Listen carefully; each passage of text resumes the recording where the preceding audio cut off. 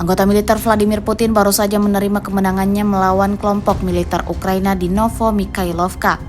Seperti yang terlihat jelas dalam rekaman yang ramai beredar di aplikasi perpesanan Telegram pada Jumat 5 April 2024. Dalam rekaman menampilkan adegan detik-detik marinir dari Brigade ke-155 Rusia menyerbu Novo-Mikhailovka, di mana marinir Timur Jauh dan unit lainnya melanjutkan serangan mereka terhadap penduduk dan melancarkan pertempuran di perkotaan. Diketahui lebih dari separuh desa berada di sisi kelompok Ugledar angkatan bersenjata Ukraina di bawah kendali pasukan Rusia. Namun sejauh rekaman ini beredar, tidak diketahui pasti berapa jumlah korban yang tewas dan terluka imbas serangan ini. Hingga video ini beredar, belum ada tanggapan resmi dari pihak Kementerian Pertahanan Ukraina terkait dengan insiden ini.